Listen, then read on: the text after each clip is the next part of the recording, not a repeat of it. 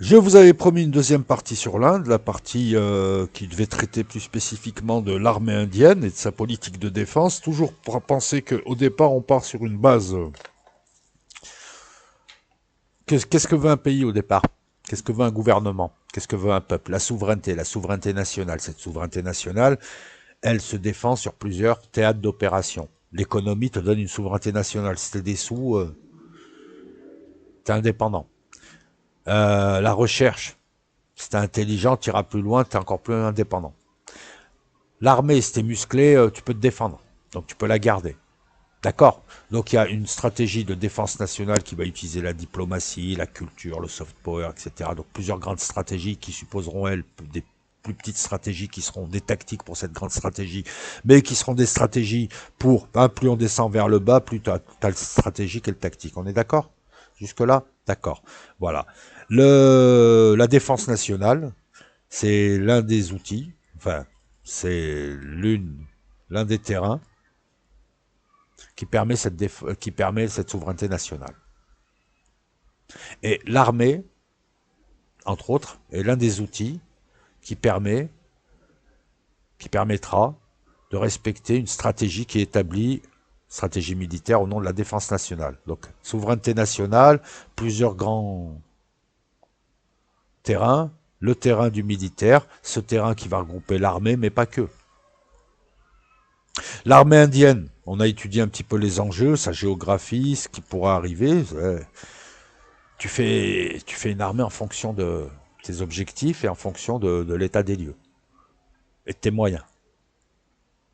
Tu lui donnes un but. L'armée indienne, c'est le fruit d'une équation qui possède de nombreuses variables. Il n'y a pas besoin forcément que je te... La seule chose qui serait intéressante, à la limite, c'est la carte. Parce qu'il n'y a pas forcément besoin... La carte est intéressante. Voilà. Il n'y a pas forcément besoin que je t'illustre parce qu'on va parler de matériel. Mais c'est pas une revue sur le matériel. On va parler de matériel que tu connais déjà. Ce qui est important là, c'est la carte. Surtout. L'armée indienne, c'est le fruit d'une équation qui possède de nombreuses variables. Des variables géographiques, des variables historiques, des variables géopolitiques, des variables... Dedans, il y a des variables économiques, des variables climatiques, des variables à gogo. À l'indépendance en 47, il a fallu bâtir une doctrine générale de défense qui s'inclut dans une stratégie plus globale de souveraineté nationale. Cette doctrine, c'est le fruit donc des attentes. On veut une souveraineté nationale, comment faire sur tous les plans? Et comment on fait? On veut ça, donc on fait comment? On fait une armée. Mais comment on fait l'armée? Donc cette doctrine, c'est le fruit aussi d'un état des lieux. On en est où? L'histoire, la géographie, qu'est-ce qui se passe? Nos voisins, comment c'est? Alors l'ambiance en ce moment, est-ce qu'il pleut, est-ce qu'il pleut pas? Et cette doctrine permet d'établir une stratégie géopolitique. Cette doctrine, et là il faut que tu entendes dans ta tête stratégie militaire, pour rester fort, elle servira aussi l'économie et le reste. Toutes ces variables, donc tu comprends, c'est une équation très complexe. On a une situation géographique. Hein. L'Inde, c'est pas la même géographie que le Liechtenstein. De par la taille, de par l'enclavement ou l'ouverture, etc., etc. Et la situation géographique, tu dois t'y adapter et faire avec. Et donc, tu établis une géopolitique et une stratégie militaire ou autre en fonction de ta géographie. Je prends un exemple simple. Si tu as des chaînes de montagnes dans ton pays, surtout aux frontières que tu dois contrôler, il va falloir commencer à réfléchir à une armée de montagne. Ça suppose des choses, etc. Tu vois, c'est un exemple tout con.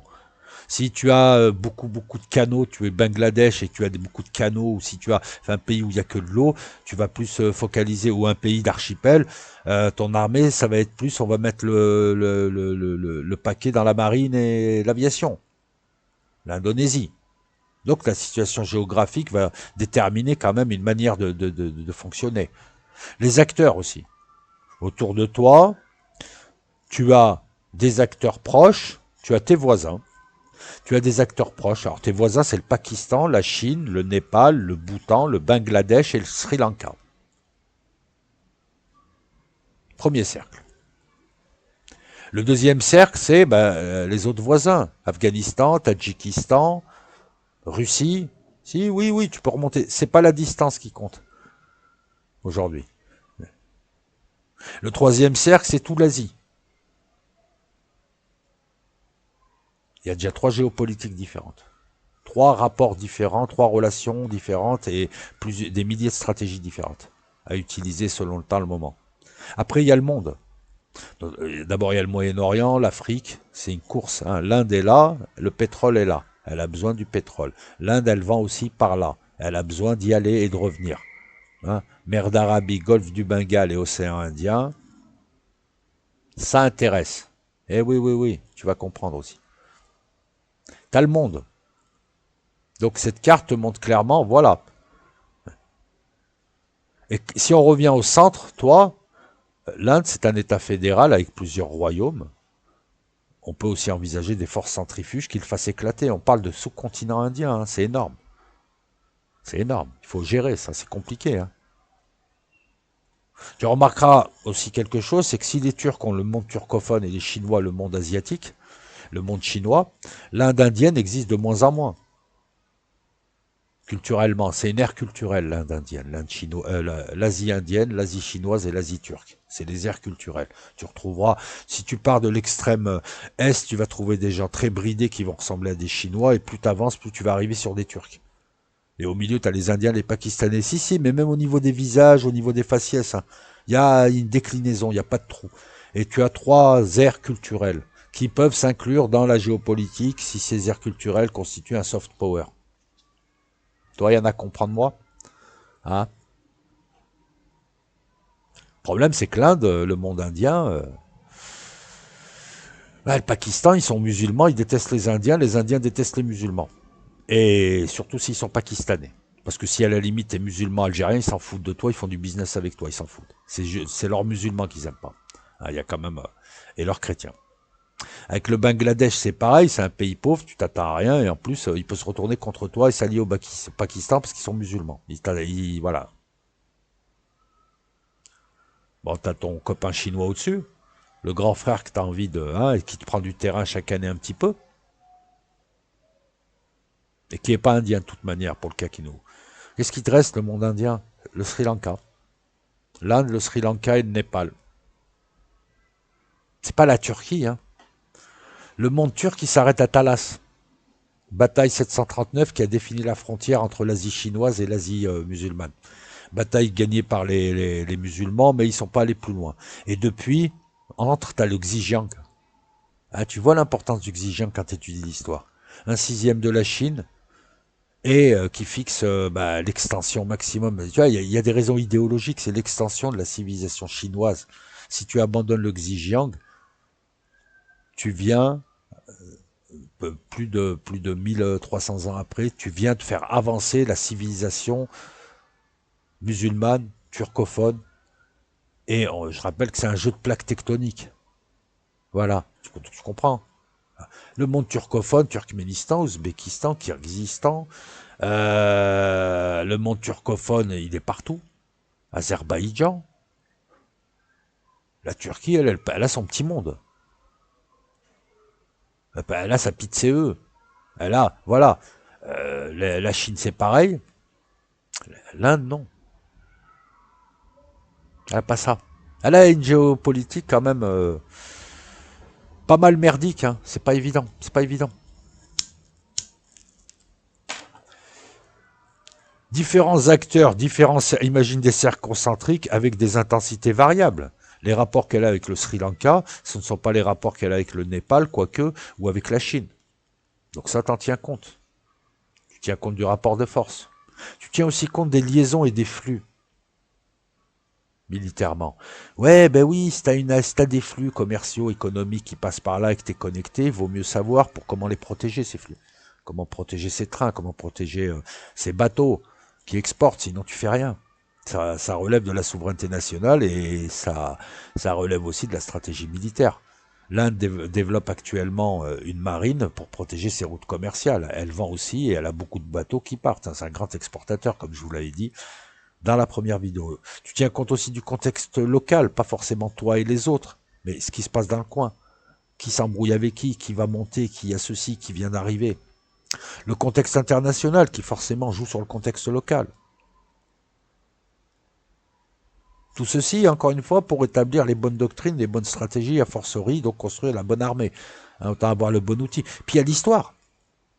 3 guerres avec le Pakistan, une guerre avec la Chine, des soucis avec les Tamouls, des soucis avec les Sikhs, un pays qui en interne peut exploser, le problème du Cachemire, les interventions. Cette histoire te permet de savoir un peu.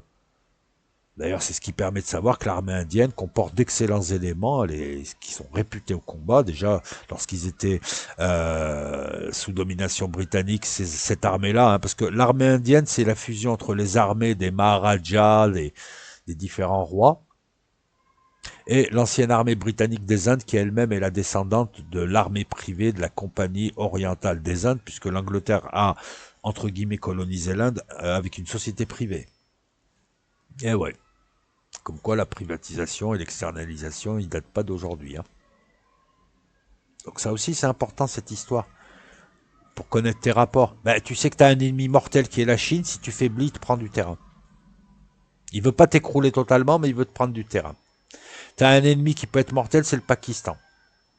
Tu as une espèce de menace, tu sais pas ce qu'ils peuvent faire, c'est le Bangladesh qui peuvent s'associer au Pakistan. La Chine au nord, le Pakistan à l'ouest, le Bangladesh à l'est, ça commence à être compliqué, tu peux te retrouver dans un cas de guerre dissymétrique, à 3 contre 1, ou plutôt à 1 contre 3. Ah, c'est important de connaître l'histoire. C'est important de savoir qui a été ton ami, qui t'a emmerdé, qui ceci, c'est important. L'Inde a une histoire avec la France depuis le XVIIe siècle. Il y a eu des comptoirs français, mais on ne peut pas parler à proprement parler de colonisation. C'était un truc qui arrangeait tout le monde. C'était des villes qui étaient cédées en concession, où les Français pouvaient faire du business, mais tout le monde en profitait. Et donc, ces bonnes relations aboutissent aujourd'hui à un partenariat stratégique en 2023, dont je vais parler à la fin de cette vidéo, qui est super. C'est peut-être la seule chose que Macron a fait de bien. Donc c'est important de connaître cette histoire, c'est important de savoir que toi tu as le golfe du Bengale d'un côté, mais qu'eux ils ont la mer de Chine méridionale, que c'est à peu près l'équivalent et qu'il peut y avoir une guerre à côté dans pas longtemps. Comment tu fais, comment tu te places, etc. Sachant que tu as toujours su mener ta politique d'indépendance. Il faut assurer la souveraineté de ton continent. La souveraineté nationale, ça passe par l'économie et la recherche. L'économie te ramène l'argent, te ramène aussi des gens qui peuvent se cultiver. La recherche, c'est ces gens qui se sont cultivés, t'amènent la technologie et l'argent de l'économie plus la technologie de la recherche te permet d'avoir une industrie de l'armement et une armée. C'est comme ça qu'on procède, pas autrement. Demande aux Saoudiens, ils achètent des trucs, c'est tout. Ils savent pas pourquoi. Ah, ça c'est beau, ça, allez, j'achète. Bon, quand tu vois la gueule de leur dirigeant, t'as compris que le mec, c'est pas une lumière non plus. Non, il a l'air un peu con quand même. Excusez-moi. Ouais, peut-être qu'il fait intelligent, mais bon. Le mec qui étrangle ses serviteurs à main nue et qui achète tout ce qui brille. Ok. Ben, en fait, on dirait un barbare, le mec, qui est devenu trop vite riche. On sent le raffinement. Là, je parle pas des Indiens, hein, bien sûr, tu auras compris, je parle de MBS. Ton armée, elle te servira à te protéger. Protéger tes intérêts. Elle te servira à te projeter éventuellement aussi, protéger tes intérêts, comme là, les bateaux indiens, quand ils doivent passer en mer Rouge, bon, ils sont pas visés spécialement. Hein. Ils sont pas visés spécialement, mais enfin, faut les protéger quand même. Faut mettre ce qu'on appelle les macros. Je rigole pas, c'est leur commando marine, ils les appellent les macros. Macros ou un truc comme ça. Et puis, tu dois dissuader. Et on parlait du contexte tout à l'heure, tu as 1, 2, 3, 4, 5 acteurs nucléaires. La Chine, la Corée, le Pakistan, la Russie et toi-même. Sans compter un sous le seuil, le Japon, qui peut très vite être... et qui est équipé de bombes nucléaires américaines à double clé, donc double autorisation. On est à 6, voire 7 avec les USA. C'est quand même particulier comme contexte. Eh ouais, ça suppose quand même, je sais pas, c'est une glaciation. Le premier qui bouge, il n'y a plus personne. Personne n'ose se gratter le fion. Tu remarqueras qu'à chaque fois que je parle de se gratter, c'est toujours le fion. Bizarrement, oui. Il y a comme un problème. Non, je rigole. Tu vois aussi que c'est un énorme territoire, hétérogène dans sa population, hein, constitué de petits royaumes, hétérogène quant à sa population. Ah, il y a le problème en interne. Donc il y a des forces centrifuges, il y a des forces centripètes, qui n'est pas forcément bien desservie parce qu'il y a du retard. Hein. Je veux dire, l'Inde, voilà, moderniser c'est bien, mais il reste encore beaucoup d'endroits, ça manque de routes. Ben, déjà, si tu veux faire bouger ton armée de terre, si t'as pas trop de routes, c'est chiant. Pour ton économie, c'est pareil. Hein. Moins il y a de routes, moins il y a de liaisons, moins il y a de flux qui tournent et moins il y a de richesse. Hein. L'importance des liaisons, des flux entre les pôles, de ces pays qui essayent de se connecter sur le jus. C'est comme ça qu'il faut voir ça. Rappelez-vous ces vidéos-là. Donc mal desservi, des putains de frontières quand même importantes, avec des difficultés géographiques à ces frontières. Ah, ça apporte pas que des avantages. L'Himalaya, c'est peut-être un mur pour la Chine, mais c'est pas un mur pour l'Inde. Parce que l'Himalaya, tu te bats pas comme tu te bats en plaine.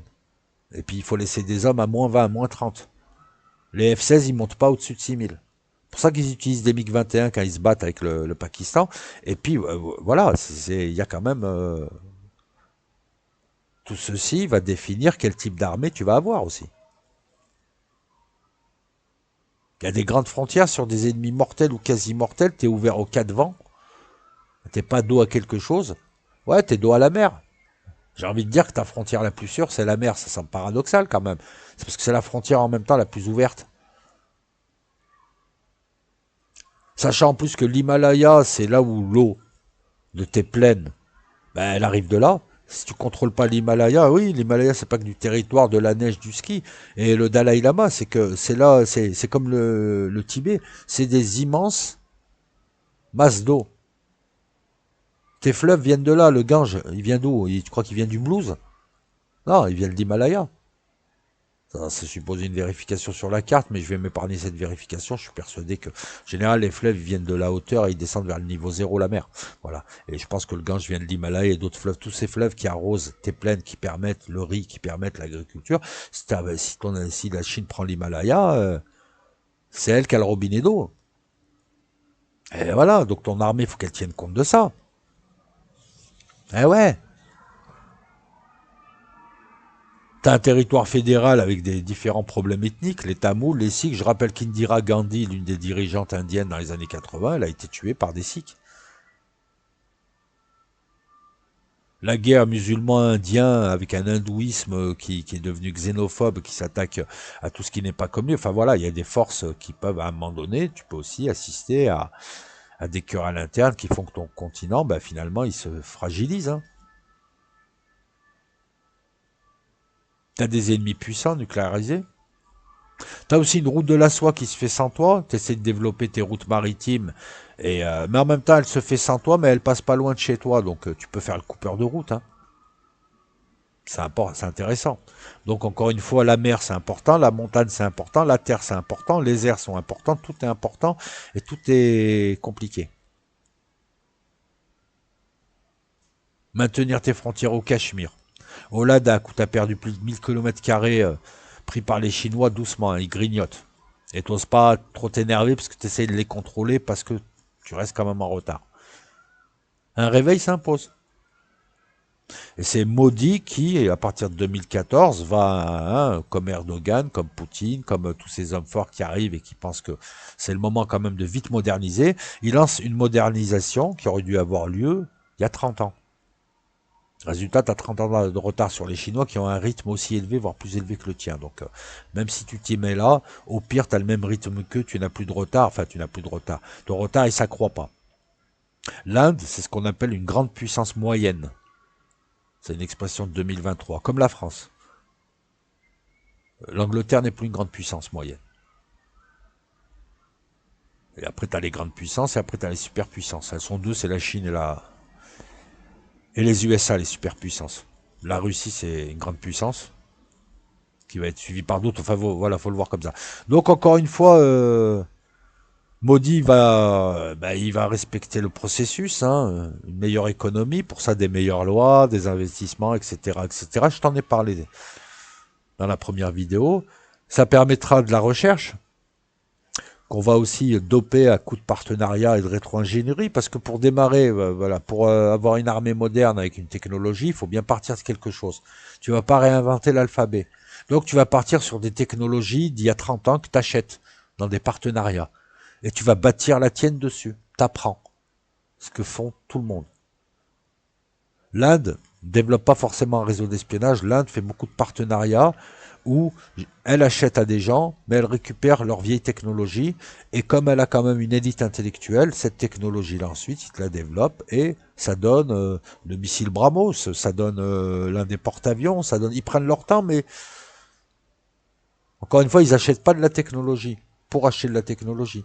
Ils établissent des partenariats pour avoir des bases technologiques qu'ils peuvent développer ensuite, qui leur permettra. Ce que font les Iraniens aussi, ce qu'ont voulu faire les Iraniens. Je t'achète tes trucs et tu me dis comment tu l'as fait il y a 30 ans. Toi, tu as la technologie de maintenant, il n'y a pas de problème. Tu vas pas me la donner, mais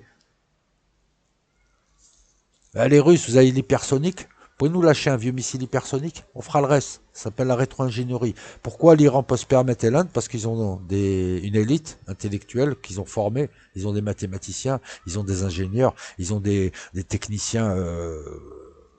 C'est pas des techniciens de surface. Enfin, ils ont. Donc Modi s'est dit, l'armée est un outil de souveraineté comme le reste. Il va falloir la moderniser aussi. Et pour ça, d'abord, il va falloir établir une doctrine militaire. Puis établir aussi des scénarios hypothèses pour construire autour de cette armée. Effectivement, cette armée pourrait nous servir à quoi? Ah bah tiens, la Chine et le Pakistan peuvent se lier tous les deux, parce que moi je suis persuadé que si la Chine est en guerre contre l'Inde, le Pakistan rentrera immédiatement en guerre pour récupérer des territoires à la traître. Normal. Guerre asymétrique, guerre dissymétrique. Le Bangladesh peut se joindre à eux. Éventuellement, on peut se battre contre la Birmanie, seul. Ou avec... voilà, il peut y avoir une guerre interne. On peut être dans le cas d'une guerre un contre un avec le Pakistan. Il faut prévoir tout ça. Et donc prévoir l'armée, les installations, les infrastructures, comment on fera. Au moment idoine, il n'y aura pas besoin de réfléchir. On déclenchera le truc, on mettra les bonnes variables du jour et on saura comment faire. C'est des scénarios militaires. Tous les pays préparent ça. Hein. Les différentes possibilités. Avec des points particuliers à défendre dans certains cas. Là, en l'occurrence, c'est l'Himalaya pour garder les plaines du Nord, les grandes villes, le golfe du Bengale, puis éventuellement des points que je ne connais pas, mais voilà, je pense des sites nucléaires, des choses comme ça, des trucs. Il faut protéger le ciel, il faut protéger les frontières, il faut protéger les routes, il faut protéger les routes maritimes, il faut pouvoir aussi se projeter pour aller taper avant. Ben oui, et oui. Si tu veux taper le Pakistan et que tu as une marine qui permet un débarquement de l'autre côté, c'est pas plus mal, même si c'est compliqué. Une armée se construit autour de toutes ces réalités là, qui depuis combien là, je te parle de ça. Ça fait 22 minutes. Je suis dans l'intro. Mais c'est bien de te présenter les choses. Je suis dans l'intro. Voilà, on est dans une analyse. Voilà, faut prendre son temps. Donc la première étape, c'est l'équilibre stratégique.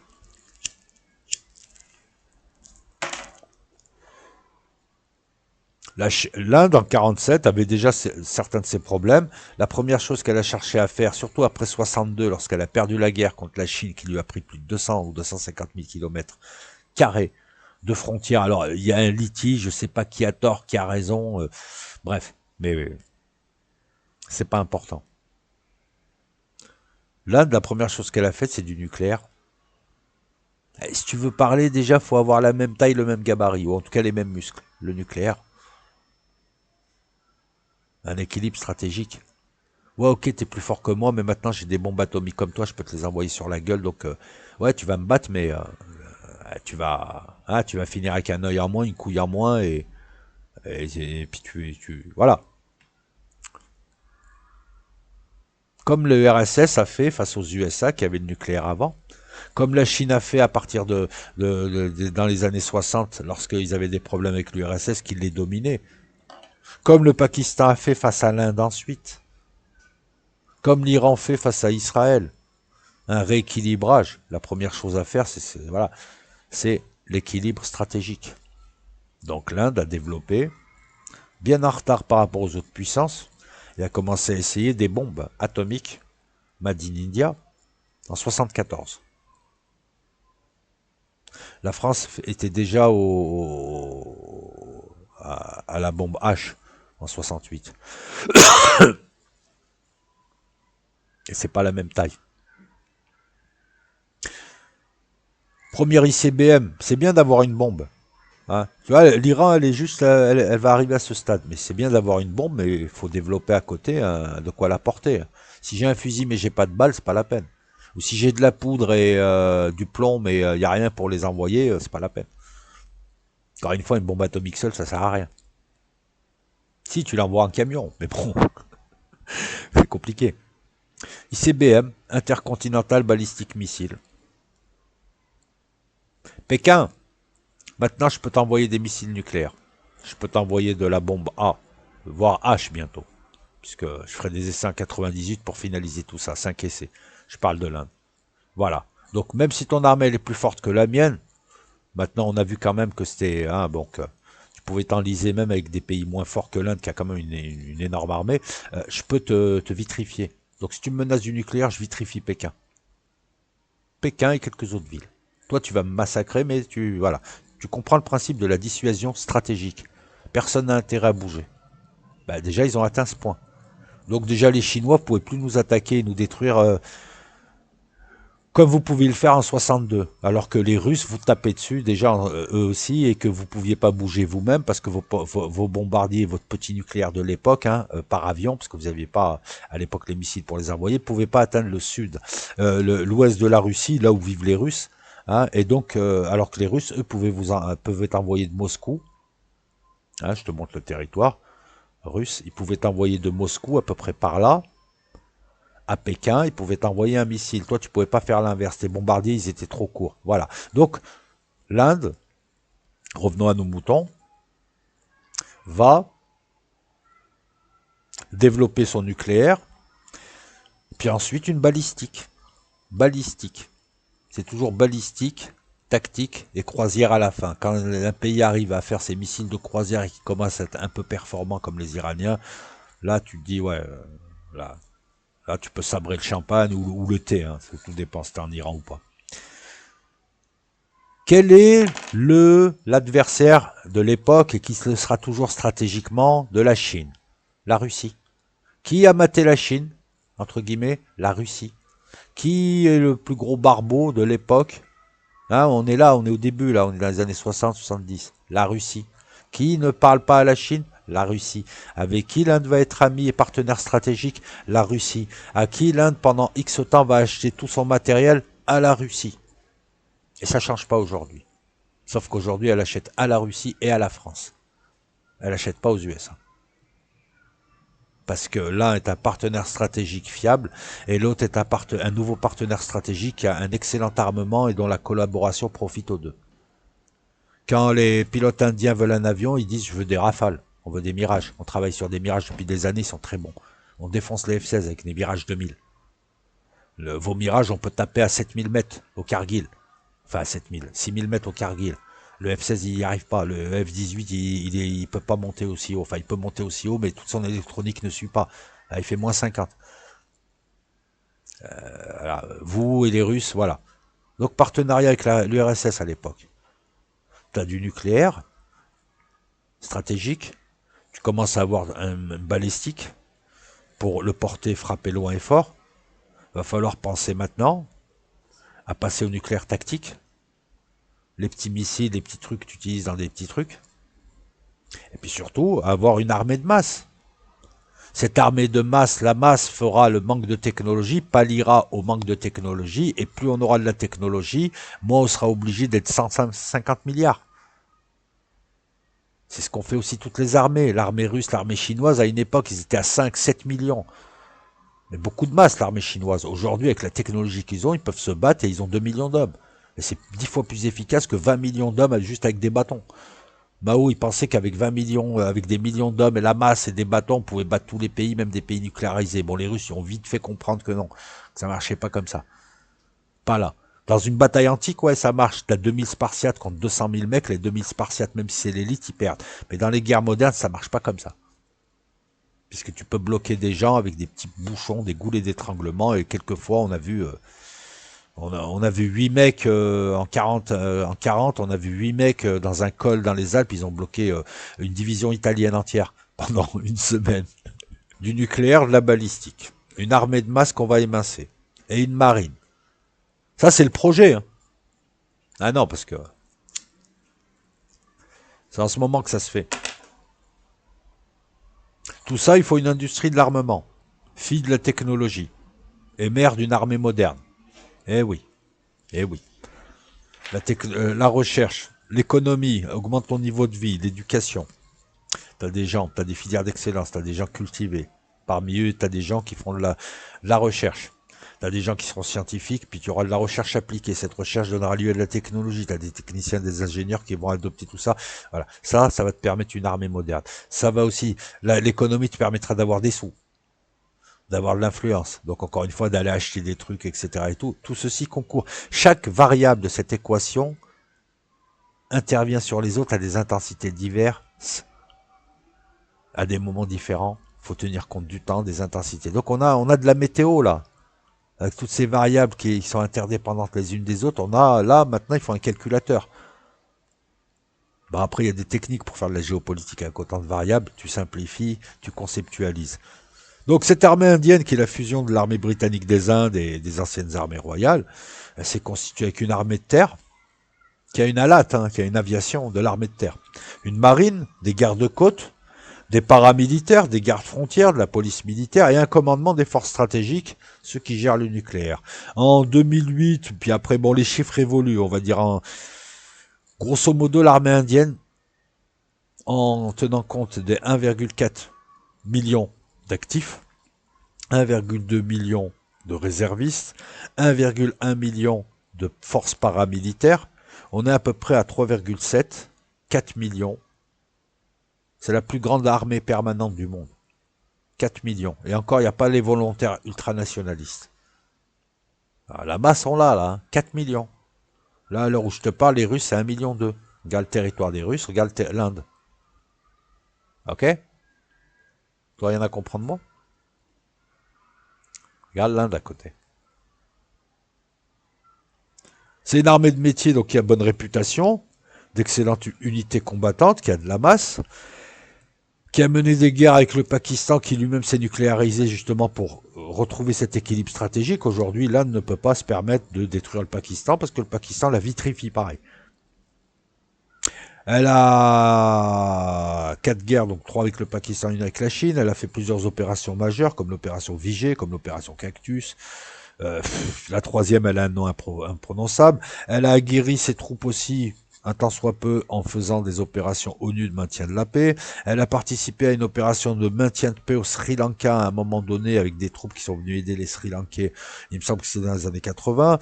Elle combat au Cachemire, elle combat un petit peu, même pas mal au Cachemire contre des Cachemiris qui sont aidés par les Pakistanais. Donc c'est une armée qui est sur le grill. C'est pas encore l'armée russe ou l'armée ukrainienne parce qu'ils se battent vraiment, mais c'est une armée qui est là. Ça tire, elle est aguerrie. Son budget aussi s'aguerrit, puisque en 2010, c'était une armée qui avait un budget de 29 milliards de dollars. C'est rien, c'est n'importe quoi. Même la France, elle a à peu près 49 milliards de dollars par an.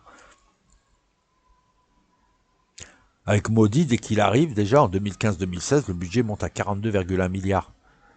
Donc il te prend quasiment 25%. Aujourd'hui, il est à 80 millions. Milliards, le budget. Je parle en milliards à chaque fois. Le budget militaire a augmenté.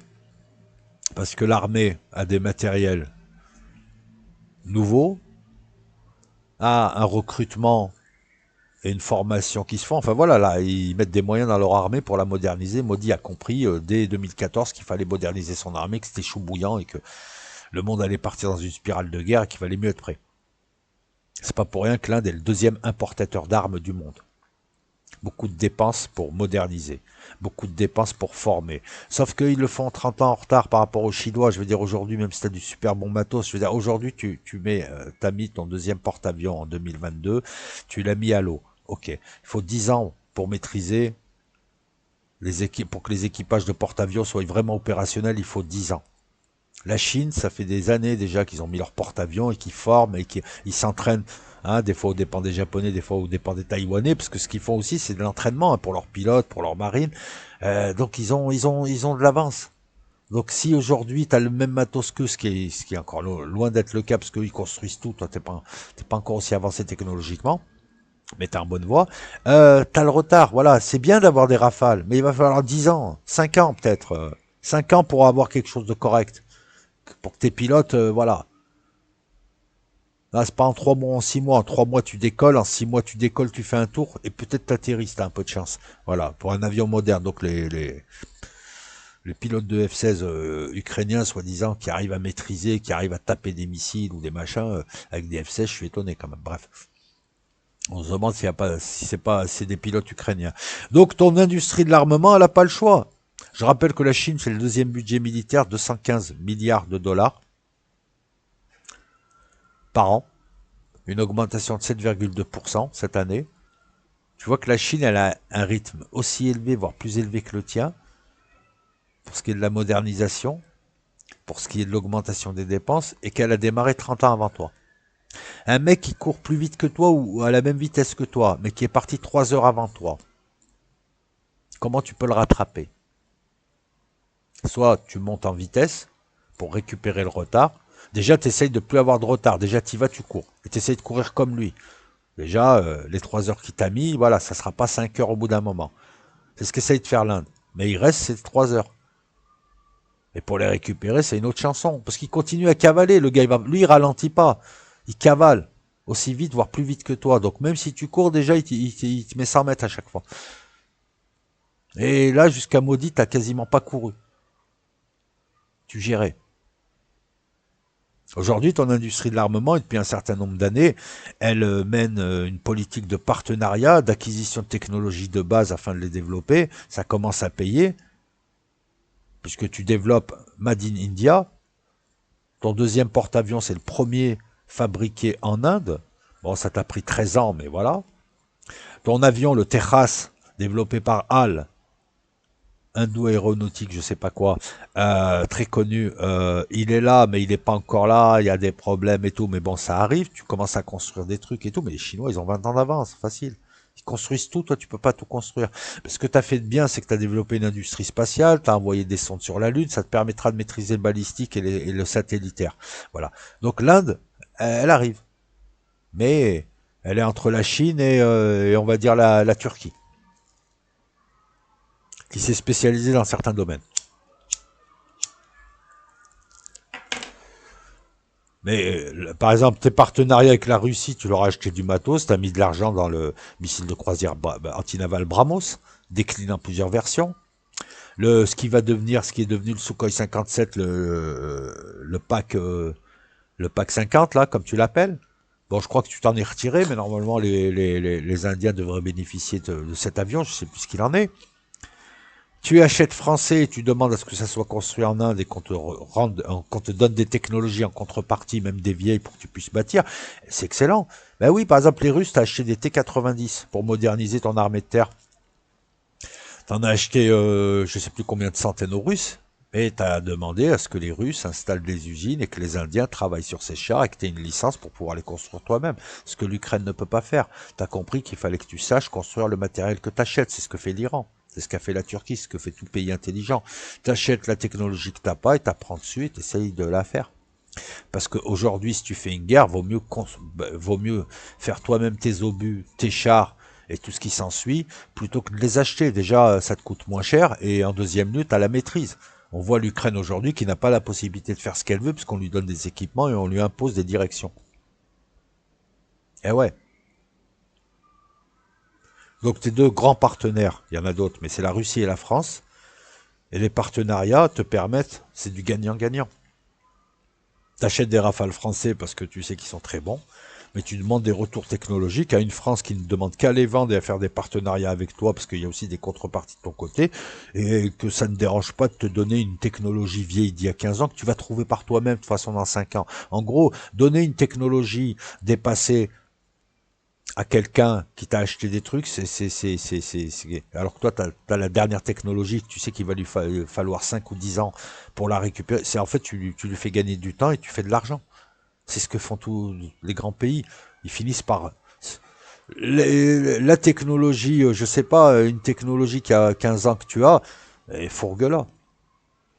Il y a plein de gens qui veulent te lâcher. Toi, tu fais de l'argent. Parce que si tu la fourgues pas, un autre va la fourguer, ou de toute façon le gars il va y arriver. Parce que logiquement s'il travaille, il y arrive. Sauf que lui il veut gagner du temps. Les Iraniens ou ceux qui font du renseignement pour avoir des trucs, c'est pour gagner du temps. Ils finissent par y arriver. Ils ont aussi des mathématiciens, ils ont des chercheurs, ils ont des trucs, ils finissent par y arriver. Ou par arriver à un truc équivalent. Mais au lieu de faire 20 ans de recherche, tu vas leur permettre de gratter 15 ans. C'est de l'argent. Et le temps, c'est de l'argent. Et en géopolitique, le temps, c'est peut-être le plus important. Prenons l'exemple de l'armée de terre. Tu as un besoin de masse, donc tu vas faire une grosse armée, parce que tu as une grosse frontière. Tu as des ennemis qui ont de la masse. Tu fais pas une armée de 150 000 hommes, là, ça n'a pas de sens.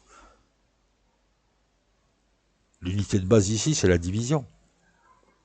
Tu as une armée de terre, 1,1 million d'hommes en actif, 1,1 million d'hommes en réserve. 2 millions d'eux. 360 régiments d'infanterie. 200 régiments d'artillerie, 63 régiments de chars de combat, 7 bataillons aériens. Et oui, tu as une armée de l'air qui appartient à l'armée de terre, c'est ce qu'on appelle l'ALAT, avec des alouettes françaises. C'est des hélicoptères 180 qui sont remplacés progressivement aujourd'hui par des HAL drones, donc des hélicoptères de fabrication indienne. HAL étant un constructeur, hein. HAL est un grand de l'industrie militaire indienne. 7 commandements, parce que tu vois, t'as un pays, c'est bien d'avoir des troupes. Mais il faut les faire vite bouger si t'es attaqué. Donc tu crées des zones, donc tu as 7 commandements. L'Himalaya, il doit y avoir 2 commandements. Pour que tu aies des hommes sur place déjà. Parce que les routes vont être importantes, parce qu'il va falloir vite bouger les trucs, parce que même si tu vois des routes ici, bon bah l'Inde c'est pas connu non plus pour ses infrastructures routières. 600 chars T90. Dernier cri, hein, c'est la dernière génération, c'est la troisième. Hein. C'est l'équivalent de l'Abrams. Enfin, l'Abrams, il se fait taper par des T72, ça, on te le dit pas trop. Le T90, c'est 2 gammes au-dessus. T90S. Plus 1 millier de T90 construits en Inde. Eh ouais, je paye, j'acquiers cette techno. Donc les Russes vont leur donner une technologie dérivée les Russes, quand ils ont vendu des T90 à un peu à tout le monde, en fait, ils leur ont proposé des versions qui, quelquefois, étaient supérieures à la version de l'armée russe. Ouais, des fois, ça se... 1900 T72. Déjà, on est à 3500 chars. C'est sympa, 3500 chars. Ça commence à être cohérent, quoi. Ah, parce qu'il n'y a pas que ça, après, il y a les véhicules blindés. 1500 BMP2. Voilà, c'est l'équivalent des véhicules blindés qui peut assister à un char, qui transporte des troupes, tu lui mets un canon, tu lui mets une mitrailleuse, voilà, le véhicule de combat auxiliaire au char de combat, c'est ça. C'est du matos soviétique, qu'on remplace petit à petit aussi par du matos indien ou fabriqué Made in India. Il y a une mise à niveau des blindés, donc on en est au T90, il y a une mise à niveau de la latte, il y a une mise à niveau de l'artillerie, on achète du matériel neuf pour remplacer, mais on a compris en tout cas que cette armée de terre dont l'unité de base est la division, elle a compris un truc, c'est qu'il fallait de la masse, il fallait un matériel solide de dernière génération, sans que ce soit le char qui coûte la peau du cul, dernier cri, qui fait le café, qui fait Internet et qui finalement sert à rien, et qu'il fallait construire son armée autour de l'artillerie, et de la masse de l'infanterie. Et là, on parle de l'armée de terre. On va développer tout un tas de choses aussi. Le système pour fantassins INSAS, pardon. L'équivalent du Scorpion français, l'équivalent de tous ces systèmes de fantassins qui permettent aux fantassins de devenir un capteur et un acteur et de transmettre des informations et de recevoir des informations dans le cadre du warfare. Ça permet d'aller beaucoup plus vite. Voilà, tu comprends. La guerre, c'est une histoire de tempo. Si le type il n'est pas là pendant 2 secondes, pendant ces 2 secondes-là, il faut passer. Si tu attends, voilà, donc tu tiens compte du temps. Ce que ne font aucune analyse d'ailleurs. Il y a des moments pour faire.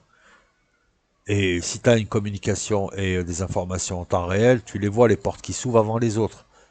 Les autres, ils vont voir la porte qui s'est ouverte. Ils comprendront qu'elle s'est ouverte parce qu'ils la voient se refermer. Toi, tu vois la porte qui s'ouvre. Et on te dit, fonce, vas-y, c'est propre. Parce que tu as un autre type qui communique. Tout le monde communique avec tout le monde. Vous êtes des acteurs combattants et vous êtes des capteurs qui permettent à d'autres de combattre. C'est ça, ces systèmes. Encore une fois, on revient aux liaisons et à l'information. C'est l'histoire du monde et l'histoire de l'univers, hein. Les liaisons. Hein, on parle de liaisons atomiques. Et l'information, c'est l'échange entre les particules, c'est la base de l'infiniment petit. Donc tu vois, on revient à des concepts beaucoup plus simples. Donc avec une importance donnée à l'artillerie, hein, 200 régiments d'artillerie, c'est pas rien. En France, on a... Je crois qu'ils ont remis en place une brigade d'artillerie. Voilà, parce que... Donc là, on a 200 régiments d'artillerie, 63 régiments de chars. Adapté. La masse, 4 millions d'hommes. Si tu regroupes tout. Avec les retours d'expérience de l'Ukraine, on voit bien que voilà, que il faut une artillerie. Une artillerie composée d'obusiers, composée de missiles sol-sol, missiles tactiques. Une balistique à développer l'Inde. De tout ce qui est tracté, de canons tractés. De LRM, lance-roquettes. On remarquera que l'Inde n'a pas forcément les derniers sol-sol, mais ça on s'en fout, mais surtout l'hypersonique. Donc tu vois le retard qu'elle a. Il y a un besoin de mobilité. C'est un grand pays. Donc avoir des hélicoptères, des avions de transport, des parachutistes pour bouger plus vite, pour les emmener d'un point à un autre, ça peut être important aussi. Je pense que les Indiens, je suis pas allé creuser plus que ça, mais les Indiens se sont aussi équipés en drones. Hein. Toutes les armées ont des drones pour pouvoir voir ce qui se fait dans le ciel. Ils ont leurs satellites. Et puis ils construisent leur propre char, le Arjun. Il y a le T-90S et il y a le Arjun. Un rapide tour sur les forces aériennes, un rapide tour de parade, une parade sur les forces aériennes, parce qu'il faut protéger le ciel.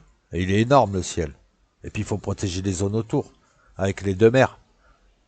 Et puis il faut pouvoir aller un peu plus loin. Il vaut mieux avoir de l'allonge un peu. On a des forces aériennes qui sont très importantes. On a 600 avions de chasse, on a 60 bases aériennes, dont une au Tadjikistan. Regarde, c'est là. C'est marrant. C'est-à-dire que si l'Inde est submergée, elle a encore des avions qui peuvent partir du Tadjikistan. Et je pense que, à ton avis, ils vont aller attaquer qui? Ben, la Chine ou le Pakistan. Marrant ça, hein? Donc ce qui oblige les gars à jeter un œil, surtout les Pakistanais. Hein, c'est futé. 80 escadrons. Les Indiens, à l'heure actuelle, ont acheté une soixantaine de Rafales, que ce soit des Rafales Marine 26 ou des Rafales pour l'armée de l'air. Comme je te l'ai dit, l'aviation française a bonne réputation parce que les pilotes indiens tournent sur des avions ou soviétiques ou français. Ils les aiment bien, ils sont très efficaces, puis eux, ils se battent avec. Donc, tu vois, ils font pas du marketing.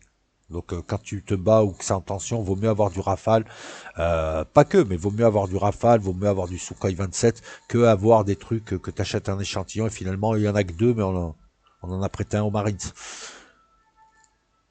Ah, c'est le pragmatisme. Il y a une volonté de faire 3 escadrilles de Rafale qui seront opposées aux Pakistanais au nord ou aux Chinois, hein, qui seront disposés dans le nord. Et il y a une volonté de créer une aéronavale. Ça, je vais t'en parler. Donc, les forces aériennes. Tu vois, au départ, ils ont rééquilibré avec du nucléaire, puis ensuite de la balistique. Ce qu'ont fait les Iraniens pour la balistique. Ensuite, une grosse armée de terre. Ensuite, ils ont commencé à investir depuis les années 90 dans l'aérien. Donc ils avaient des MiG-21, des MiG-27, MiG-21 des années 60, MiG-27, ouais ça existe. MiG-27 c'est un MiG-23 mais adapté à l'Inde. MiG-23 qui est un bombardier, un avion d'attaque au sol dans les années 70. Ils avaient du MiG-29, ils avaient du Mirage 2000, ils avaient du Jaguar qui fait de l'attaque au sol, qui est excellent, c'est un avion franco-anglais. Progressivement ils ont remplacé ça pour installer une armée de l'air avec des Rafales, des Sukhoi 30 MKI, et ils ont développé des avions indiens comme le Tejas par exemple, à côté qui fera la chair, qui sera là pour faire la masse des avions, qui sera un avion de 4e génération, éventuellement un peu plus, qui sera un chasseur léger. Le Rafale, il aura des rôles particuliers, et le Sukhoi, il aura d'autres rôles particuliers. C'est des escadrons séparés, parce que chacun a ses qualités. C'est 2 omnirôles, mais le Rafale pourrait être un interdicteur, c'est-à-dire un sniper qui tirera très loin sur les avions ravitailleurs ou les AWACS chinois, qui s'occupera pas du front, mais qui tirera derrière. Il peut faire du renseignement. Il a un système électronique de protection, le Spectra, qui est très très intéressant. Il est omnirôle, c'est-à-dire il peut faire 3 missions en un voyage au lieu de faire 3 avions. Au lieu de prendre 3 avions ou de faire 3 voyages, lui il fait un voyage et il te fait 3 missions. Il bombarde en bas, il fait de la chasse, il protège un truc, il récupère une information. Avant il te fallait 3 avions pour le faire. Le Rafale, c'est un grand territoire, il a 2 moteurs, il a la longe pour partir du nord et aller très très loin. Tu peux le ravitailler, donc il peut même aller où il veut dans le monde. Le Rafale, tu peux t'en servir pour faire de la suprématie aérienne et donc de la chasse. Tu peux t'en servir pour faire accompagner un chasseur comme le MiG-29. Le Rafale est une plateforme qui te permet de lancer tout un tas d'armements que les Sukhoi, les MiG et d'autres avions ne peuvent pas faire, comme le Météor, missile longue portée. Aujourd'hui, on se bat très loin. Et l'Inde veut aussi acquérir cette capacité qu'est la portée puissance précision. Et puis, ils l'ont. Je rappelle que voilà, tous les pays qui achètent du Rafale, ils en redemandent. L'Égypte, le Qatar. Et les autres, ils viennent. La Serbie, les Émiratis qui en ont acheté, les Indiens qui en redemandent. Systématiquement, c'est le signe aussi. C'est comme une ville qu'on visite et qu'on revient visiter et qu'on ramène ses amis. C'est peut-être que c'est pas si pourri que ça. Hein? Donc encore une fois, des forces aériennes qui connaissent un développement et une modernisation, puisqu'on passe du MiG-21, 27, 29, du Mirage 2000, du Jaguar à des Rafales, à des Sukhoi qui sont des appareils certes des années 90. Il faut voir ce qu'il y a dedans, mais voilà, aujourd'hui, quand tu as des Sukhoi 30, c'est sympa. Si tu les utilises bien comme il faut, voilà. Ouais, les Américains voulaient faire les malins, on va se battre, à l'Himalaya. Ah, vous pouvez pas. Ah, d'accord. Ben, les Sukhoi, ils peuvent. Les Rafales aussi. Ils peuvent tout faire. En plus, le Rafale, il peut attaquer au sol, il peut attaquer dans les airs, il peut tout faire. Voilà pourquoi ils utilisent des fois des MiG-21. C'est que le MiG-21, lui, il a peut-être 60 ans, mais il peut taper à 5000, 6000 mètres d'altitude. Il n'y a aucun problème. Il peut faire du combat aérien, il peut même faire tomber des F-16. Ce qui arrive aux Pakistanais, qui ont perdu un F-16 et qui ont tapé un Sukhoi ou un MiG, mais enfin bon, ça c'est une sorte de match nul, mais en fait, personne n'a relevé que le F-16 était tombé sur un vieux MiG-21. Pourquoi ça va aussi dans ce sens-là, hein. Pourquoi? Parce que le F-16 est un excellent appareil, c'est qu'il était utilisé contre nature, à une hauteur qui ne l'arrangeait pas. La hauteur qui privilégiait le MiG. Et le combat d'avion, encore une fois, je vous le dis, quoi qu'on vous donne comme caractéristique, c'est celui qui ramène l'autre sur sa zone de confort qui gagne. Point. Et la portée, c'est une zone de confort quelque part. Voilà. Demain, s'il y a une bataille aérienne, les Américains voudront se battre soit entre 4 et 6 000, soit de très loin. Les Russes, ils ont intérêt à se battre au près. Parce que si ça se bat au près, on fait du dogfight, ils sont à 3-4 km les uns des autres, je peux te dire que les avions américains vont avoir du mal. Parce que, non pas parce qu'ils sont mauvais, c'est parce qu'ils sont... Il y a toute une doctrine qui a voulu que maintenant on fasse tout loin. Le seul avion qui puisse se battre en dogfight au près, je pense que c'est le F-22. Après, attends, et le F-15. Et encore qu'un chasseur lourdement armé face à un chasseur léger comme le Sukhoi 30, je sais pas, voilà, je sais pas. Bon, reste que le F-15 n'a jamais perdu un combat aérien sur la centaine qu'il a mené, et je crois qu'il est tombé 4 fois, c'est parce que c'est des tiramis. Du tiramisu aussi. Bref, en face, tu remarques que l'Inde, et tu iras voir, aujourd'hui le Texas indien, il a encore des problèmes de motorisation. Il n'est pas encore au point, ça fait 15 ans. Parce que l'objectif pour eux, c'est de faire de tout indien à la fin. Tu remarqueras qu'on achète de la technologie encore, parce que en aviation, il y a très peu de pays qui peuvent tout proposer ça, une technologie qui n'est pas indienne. Même si ils demandent à ce que ça soit construit en Inde, ces avions. Là, il y a un contrat de 114 avions pour l'armée de l'air. C'est possible que Rafale le prenne, ce serait le contrat du siècle. Mais une partie de ces Rafales devra être construite en Inde. Et puis, il y a de la rétro-ingénierie à donner. Ce qu'on appelle les offsets. Donc, tu remarqueras ça, alors que les Chinois en face, tous leurs avions sont chinois. Et aujourd'hui, le J-20, depuis il y a quelques mois, a des moteurs chinois pour chasseurs lourds adaptés au J-20. Vous vous rappelez, il y a des années que je vous dis que les Chinois qui ont un siècle d'expérience en aéronautique avaient des problèmes moteurs, parce que le moteur, ce qui paraît simple, en fait, non, le moteur, c'est ce qui est le plus complexe, les alliages, les ceci, c'est cela. Ça fait 15 ans que les Chinois, tout en gardant des moteurs russes, Saturn, ou Kuznetsov, tout dépend, Ça fait 15 ans que les Chinois apprennent en accéléré à faire des moteurs. Ils ont réussi à mettre des moteurs légers sur leur J-10, par exemple, qui est un très très bon avion, hein, je pense. C'est l'équivalent du Sukhoi 30. Légèrement en dessous du Rafale. Pourquoi? Parce que le Sukhoi 30, c'est un avion des années 90 et le Rafale dont je te parle, il est modernisé là. Et voilà. Mais bon, après, ils se tiennent tous, hein, plus ou moins, même si j'ai un faible pour le Rafale. Mais aujourd'hui, les Chinois, là, depuis quelques mois, ils ont les WS-15 des moteurs pour chasseurs lourds chinois, au point qui permettra aux J-20 de se battre. Ils n'auront plus besoin d'utiliser des moteurs russes.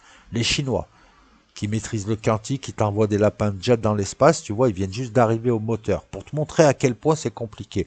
Donc les Indiens qui achètent encore en matière d'aviation à l'étranger chez les Russes et chez les Français, c'est pas honteux. Tout en travaillant, eux, sur un chasseur léger. Les Indiens ont du mal encore avec leur Texas, qui n'est pas abouti,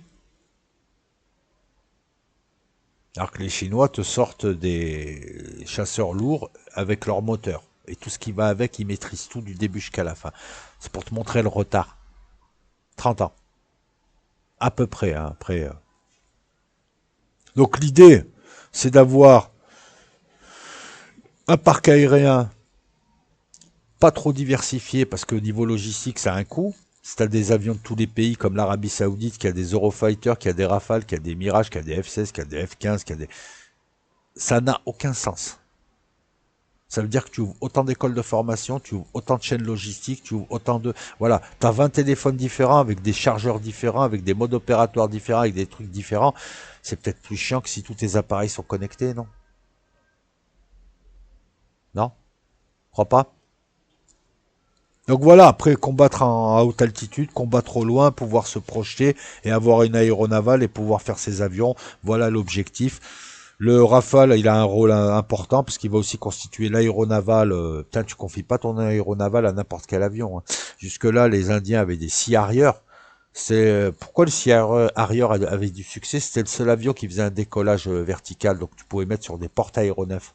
Ça t'évitait d'avoir des grands porte-avions. Tu avais un porte-avions, mais un petit porte-avions, porte-aéronef. Il n'y a pas de piste, hein, tu atterris pas comme ça, tu atterris en vertical ou... Allez, je crois, est-ce qu'il y a des porte-aéronefs avec des brins d'arrêt, des trucs comme ça? Je pense pas, ou alors pour drone, hein, la Turquie va en faire des porte-drones, ce qui est intelligent. Mais donc, les Indiens, bah, ils veulent une aéronavale avec leur deuxième porte-avions, l'INS Vikrant, ou Vikrant. Ils veulent que ils veulent avoir des avions performants, pas des vieux scies arrière. Donc le Rafale M. Pourquoi? L'aéronaval, ben il faut des porte-avions et des avions pour maîtriser et contrôler le golfe du Bengale qui est à toi, la mer d'Andaman, la mer d'Arabie, pour sécuriser toutes ces zones. Tu plantes le porte-avions quelque part, il est furtif, il émet peu. T'as une trentaine d'avions qui peuvent tourner, qui peuvent aller au Yémen, à Oman, en Inde, au Pakistan, en Iran, partout, qui peuvent donc suivre s'il y a une attaque sur tes bateaux. Tes bateaux sont groupés en convoi et ils sont protégés par un patrouilleur ou une frégate, puisque tu as des frégates à Loire. Aujourd'hui, tu sais construire des frégates, ça aussi c'est bien. Ton porte-avions, il est dans le golfe du Bengale quelque part, et si tu veux dégager des gens ou le contrôler, tes avions, ils peuvent tourner autour. D'où l'intérêt aussi de prendre des rafales. Et puis si le rafale, il se prend un pigeon dans le moteur, il a un deuxième moteur pour rentrer. Ce que n'a pas le F-16 par exemple, ou le F-35. Je rappelle que le F-16 pour démarrer, il faut lui nettoyer au balai la piste, hein, quasiment. Hein. Eh oui, oui, parce que son gros truc là, il absorbe tout. Donc tu comprends que plus l'outil est une diva, plus en temps de guerre où tout est rustique, tout doit aller vite, tout est dans la merde, ça marche pas. La question, ce qui manque encore à l'Inde, pour être une puissance comme la Chine, comme la Russie, c'est pas des petits bombardiers, c'est pas des chasseurs bombardiers. Hein. C'est pas un Rafale ou un MiG-27 ou un F-16 qui bombarde avec 2 bombes ou des missiles. C'est des bombardiers tactiques. Des bombardiers avec une capacité de 40 tonnes, comme le B-52, qui peut être tactique ou stratégique, comme le B-1 lanceur, comme le Tupolev 22, qui est un bombardier tactique, ou les Tupolev 95 et 160, le Black Sea, par exemple, qui sont stratégiques, donc des bombardiers stratégiques, des patrouilles nucléarisées. Des trucs qui peuvent servir. Des avions de transport, t'en es où? Des ravitailleurs. Ta logistique. Tes lignes de pièces, c'est important. Quid de tes missiles de croisière? Parce que tu es en train de tu travailles sur ça. L'hypersonique, t'en es où? L'anti-aérien. Parce que tu achètes russe. Donc tous ces domaines-là, ils travaillent dessus. Hein, ils ne s'arrêtent pas de travailler dessus. Et parce que l'Inde, elle veut tout construire sur place. Elle veut maîtriser toute la chaîne. Et ça prend beaucoup de temps. Je te rappelle qu'on parle de l'Inde, hein, des mecs qui sont dans le quantique et des mecs qui sont... Il y a beaucoup... je veux dire, c'est un pays qui a beaucoup de tronches. Hein, il n'a pas que des pauvres. Et tu vois le temps qu'il leur faut. Donc tu comprends maintenant pourquoi c'est compliqué pour un pays comme l'Iran ou l'Algérie, parce que là on parle de l'Inde. Et même l'Inde c'est compliqué, elle a 30 ans de retard par rapport à la Chine qui aujourd'hui, mais voilà, faut comprendre ça. Et donc tu comprends aussi la puissance d'un pays comme la France qui arrive à tout faire depuis un siècle, alors que c'est un petit pays avec une petite population, mais qui a misé sur le tout technologique, le civilisationnel. Tu comprends les pays européens qui sont tout petits, mais ce qu'ils font, les autres, il leur faut 50 ans, 60 ans pour arriver à un niveau. Encore une fois, le retard sur la Chine n'est pas comblé. Le rythme chinois, il est encore élevé. Mais bon. Donc l'Inde a besoin d'une marine. Ça a été, tu te rappelles, équilibre stratégique nucléaire, ensuite balistique, ensuite une armée de terre, ensuite une armée de l'air, avec d'autres développements à côté. Hein, je te la fais rapide. À la fin, c'est la marine. Comme l'Iran. La marine, c'est toujours à la fin. Tout dépend de ta géopolitique et tout dépend des menaces. Donc là, on est logique. Ah. La marine indienne, c'est la... Là, on a un développement en tuilage. Parce qu'ils continuent à travailler sur le balistique, mais c'est juste, ils lancent un truc, puis après tu lances un autre truc, mais l'autre truc continue, etc. Tu lances plein de fils comme ça. Alors, on peut appeler ça un tuilage.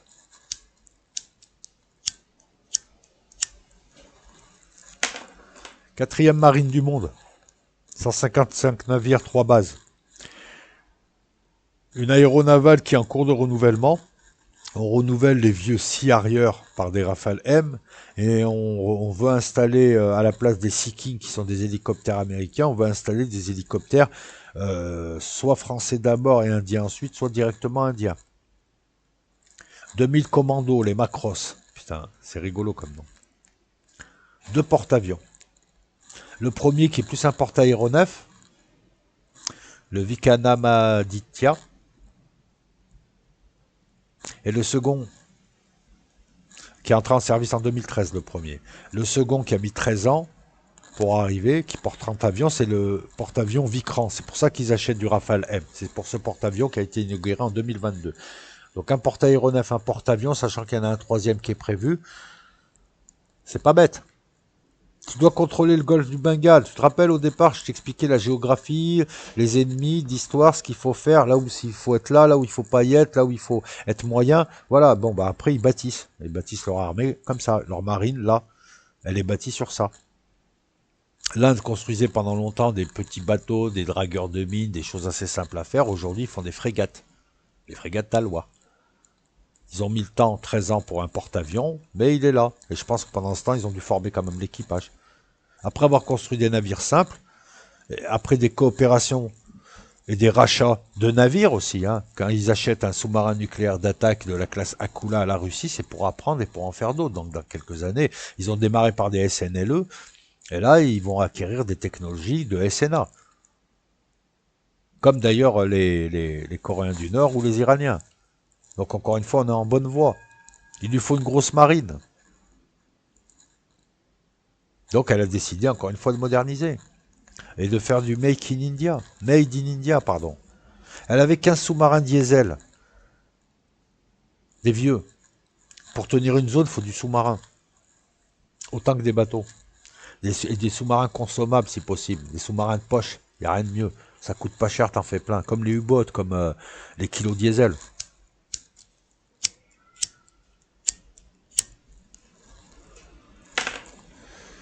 Bah, l'acheter français, elle a acheté des Scorpions, super sous-marins diesel. Notre armée n'en a pas. Elle en a acheté 6 et puis en 2023, au 14 juillet, ils sont venus en reprendre 3. Elle a acheté aussi 6 types de 114. Alors, le type de 114, si je te dis pas de bêtises, normalement, c'est allemand, mais ça peut être coréen. Donc, je vais vérifier. Sous-marin allemand. Alors, attends, est-ce que tu l'as vu? Ouais, sous-marin allemand. Tu vois, donc je te baratine pas, hein. J'essaye d'avoir une petite expertise quand même. Jusque-là, là, je suis en train de te faire ou de tête ou avec... j'ai un texte, mais j'ai une structure, hein. Je fais de tête, donc si tu relèves des petites erreurs, mais ça m'étonnerait qu'il y en ait beaucoup. Voilà, donc elle achète. Elle achète là où on sait faire des sous-marins, en Allemagne et en France. On sait aussi en faire en Corée, on sait aussi en faire en- aux USA, on sait en faire ailleurs, mais voilà. Quand tu achètes des sous-marins français ou du sous-marin allemand, t'es confiant quand même. Tu vas pas trop relire la garantie. Voilà. 6 plus 3, 9, 9 plus 6, 15. On remarquera qu'ils achètent plus français qu'allemand, 15. Parce que le Scorpion, c'est un sous-marin diesel, mais tu n'es plus obligé de remonter toutes les 10 heures, tu peux remonter tous les 10 jours. Donc déjà, c'est un mi-cheval entre la longévité du nucléaire, tu peux rester tout le temps sous l'eau, hein, nucléaire, et des sous-marins où tu remontes. Je rappelle qu'un sous-marin qui remonte, c'est un sous-marin détecté, un sous-marin... Parce qu'on peut même détecter à travers toute cette mer un périscope. Un petit bateau à la con, on peut le voir. Rien que ça, déjà, tu es détecté.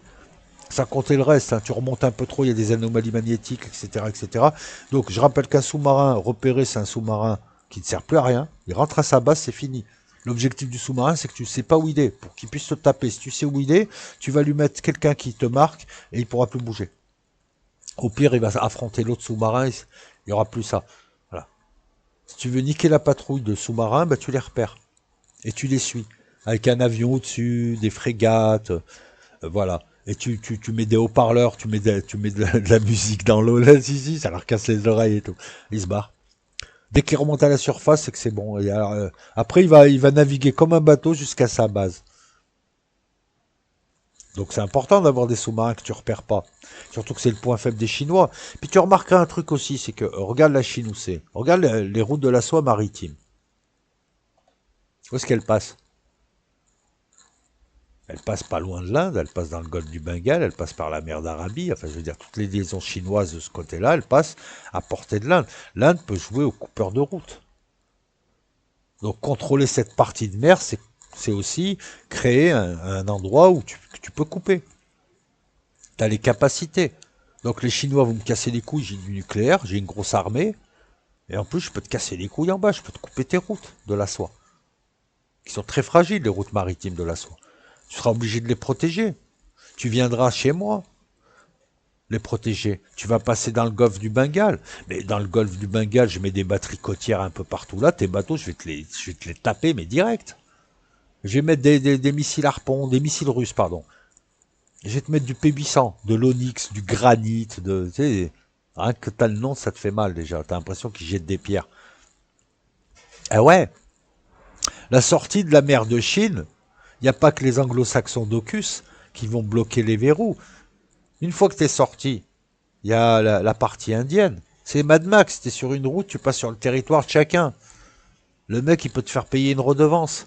Ou il peut te dire, écoute, tu m'emmerdes pas, je t'emmerde pas, je te laisse passer. Ou alors, si tu veux, je vais discuter avec les anglo-saxons et je leur dis tous les sous-marins et tous les bateaux chinois que vous n'avez pas pu suivre en sortie de mer de Chine, ben nous, on les récupère derrière, il n'y a pas de problème, on vous appelle, on vous téléphone, on vous dit où ils sont. Ah ouais. Je fais un partenariat avec la France en 2023, partenariat stratégique. La France me permet d'aller ici. Ah, elle est où la Réunion? D'envoyer mes bateaux qui ont un point d'appui ici dans une base française. Je peux faire des patrouilles de P8 Poséidon, donc c'est ce qu'on appelle un avion patrouilleur qui surveille par le ciel les mers, les grandes étendues avec plein de radars, trucs comme ça. Alors regarde l'Inde, regarde l'île Maurice et l'île de la Réunion, et tu te places aux deux bouts de l'océan Indien avec un point d'appui, c'est comme une ville, hein. Voilà un point d'appui maritime. Et tu sais ce que ça veut dire ça? Ça veut dire que si t'es chinois et tu veux aller en Afrique ou au Moyen-Orient, je te ferme toute la porte. Maurice, là. Attention, c'est la stratégie. C'est de contrôler la zone, de contrôler des deux côtés, de faire un partenariat avec la France parce que justement, ça arrange les deux. C'est pas pour rien. Partenariat avec la Russie, partenariat avec la France. On achète des bâtiments de débarquement, parce que nous aussi on peut aller débarquer un peu plus pour projeter sa force. On développe des missiles de croisière BrahMos, anti-navals, mais qu'on décline. On a une grosse marine. Ah, c'est pas rien quand même, 150 en France, il doit y avoir une quinzaine de bateaux de première ligne. Et de deuxième ligne, là, tu as 155 navires. Peut-être pas tous de première ligne. On a un porte-aéronef aujourd'hui, on a un porte-avions qui est un outil de souveraineté. Hein. C'est pas pour rien que le Brésil, la Thaïlande, beaucoup de gens veulent leur porte-avions. C'est une base flottante. Et c'est aussi un outil de projection politique de ta souveraineté militaire. Si tu sais y faire, voilà. Bon, maintenant, bref. Tu vois que la marine indienne aussi est en train de se muscler. Ils achètent, ils forment, etc. Le nucléaire, c'est bien, parce que de tous les gros pays, l'Inde est celui qui a gardé la doctrine de la défense passive, à savoir nous n'utiliserons pas le nucléaire en premier et nous n'utiliserons que si on est attaqué nucléairement ou si on est submergé. La France en 2010 avec Chirac, la Russie en 2018, les USA en 2020 et récemment encore, et la Chine, il n'y a pas longtemps, ont modifié leur doctrine d'utilisation de l'arme nucléaire stratégique. Chaque mot a son importance, l'arme nucléaire stratégique, doctrine d'utilisation. Cette fois, c'est pas je ne m'en sers pas en premier. C'est je ne m'en sers pas en premier, sauf si je sais que tu vas peut-être m'attaquer, alors je pourrais l'utiliser. Ça, c'est la Chine. Défense active. Donc en gros, tu peux l'utiliser en premier dans le cadre d'une frappe préventive, un peu comme ce que font les Américains qui peuvent l'utiliser pour empêcher un adversaire de les attaquer avant. Un peu ce que font les Russes aussi, qui ne disent pas clairement comment ils pourraient utiliser leur nucléaire stratégique ou même tactique, reste un petit peu flou, mais on comprend que c'est... Voilà, ils pourraient s'en servir en préventive. Et la France, c'est pareil. On ne précise pas les lignes rouges, mais on te dit juste si les intérêts vitaux français sont touchés. Question, quels sont les intérêts vitaux? Donc aujourd'hui, l'arme nucléaire, c'est pas seulement je la garde, si tu m'attaques avec une arme nucléaire, je l'utilise. C'est je peux l'utiliser si tu vas peut-être l'utiliser, ou si tu vas me battre, ou si vous êtes 10 pays et je suis tout seul, je peux. Donc voilà. Et je peux même l'utiliser de manière préventive. On est allé aussi plus loin, c'est que l'arme nucléaire devait concerner des États, et aujourd'hui on peut utiliser du nucléaire contre des organisations. Une organisation terroriste qui menace de faire péter Paris au gaz sarin, tu peux bombarder au nucléaire, si c'est le plus pertinent. Une attaque du Charles de Gaulle peut donner lieu à une réplique nucléaire modérée. La France a un missile ASMP tiré par avion qui peut être modulé, qui peut être tiré au-dessus d'une ville avec beaucoup moins de mégatonnes que prévu, de manière à créer un effet EMP qui va détruire toute l'infrastructure électrique de la ville sans forcément impacter les gens, et qui sera le dernier avertissement ou une réponse nucléarisée avant le grand feu. Les Américains et les Anglais, quant à leur frappe sous-marine, par exemple, ont la possibilité de régler leur missile Trident à 5 mégatonnes au lieu de 400, ce qui permet une pré-réponse. Donc tout le monde a modulé sa doctrine sauf l'Inde. L'Inde n'a pas signé le TNP. On estime aujourd'hui à 160 têtes nucléaires, plutonium ou uranium, 160 ogives. Je te rappelle qu'un missile peut porter plusieurs têtes, et qu'un missile peut aussi avoir des têtes leurres. Donc voilà, ce qui compte, c'est le nombre de têtes, c'est pas le nombre de missiles. Hein, c'est la quantité de poudre qui compte. C'est pas le nombre d'étuis de balles. En 74, elle fait son premier essai. En 76, c'est l'ANI 1, un missile de 1500 km. Aujourd'hui, on est à l'ANI 5, donc un missile ICBM qui rapproche Pékin de Calcutta et de Bombay. On a un nucléaire stratégique. À partir de 2020, on aura un sous-marin nucléaire lanceur d'engins de la classe Ariane, un début de deuxième frappe en mer. Si tu détruis toute l'Inde, il y a encore mes sous-marins qui tournent dans la mer et qui balanceront la purée, qui détruiront ton pays. Même si je suis mort, c'est le concept de deuxième frappe. Mais ce sous-marin nucléaire lanceur d'engins, aujourd'hui, n'est pas encore équipé pleinement de cette deuxième frappe. On ne sait pas si l'Inde a encore une deuxième frappe, puisqu'ils sont en train de développer un programme balistique Surya, qui permettrait donc d'avoir des missiles, des ICBM, sur ce sous-marin. Je rappelle que la difficulté, elle est d'avoir des missiles qui changent de milieu. Ils démarrent à très haute pression, quelquefois, ou en tout cas à certaines pressions, dans l'eau. Ils sortent, ils sont dans l'air, et ils vont la taper sur Terre. Donc tu vois un peu toutes les difficultés, les changements, les difficultés thermiques, les difficultés même de direction, les difficultés sur tous les plans. C'est une compétence, hein, les missiles à changement de milieu. C'est une compétence. Qu'aujourd'hui, tu achètes pour les missiles, alors le SNLE, là, il doit transporter des missiles de croisière, puisque même le calibre peut envoyer des missiles de croisière. Donc c'est déjà intéressant, tu peux taper des fonds sous-marins, tu peux taper la Terre en profondeur. Donc c'est intéressant sur un plan tactique. Mais la deuxième frappe n'est pas encore là, mais on est en train de travailler dessus. Les Indiens travaillent sur la production d'un système antimissile balistique. Il y a l'anti-aérien, l'anti-drone et l'anti-missile balistique. Les Européens n'en ont pas, pour l'instant. Ils dépendent du parapluie américain pour les gros missiles balistiques IRBM, ICBM. Il y a un retard, mais ils sont dessus. Elle a une dissuasion défensive. Mais en même temps, elle n'a pas vocation à faire la guerre à tout le monde. Elle veut pas se projeter et diriger une partie du monde. Elle veut pas être en concurrence. Ce qu'elle veut, elle, c'est surtout éviter de perdre du territoire et du terrain face à la Chine et éviter que le Pakistan vienne lui mordre au jarret. Ensuite, l'Inde, sur un plan beaucoup plus global, veut être le numéro 2 en Asie et le numéro 3 dans le monde. Ça suppose de doubler la Russie, donc ils ont une technique, voilà, ils vont adopter une stratégie qui, et puis surtout derrière l'Inde, il y a le Brésil. Donc l'Inde ne veut pas se faire rattraper par les Brésiliens, qui ont l'Inde en point de mire. Ça aussi. Donc il y a des réformes qui ont été faites, tout est bon, sauf qu'il y a 20 ou 30 ans de retard. Modi aurait dû arriver, on va dire, dans les années 90. Voilà. Et ils ont un rythme moins élevé que sur leurs concurrents. Hein. C'est aussi sur ça que tu te bats, sur ton concurrent, le décor, sur ton concurrent. Quand tu as en moto, ton concurrent le plus direct, c'est le sol. Donc tu fais attention quand tu roules. Là, tu fais attention aussi. Et tu te bases sur ton concurrent, ton rival.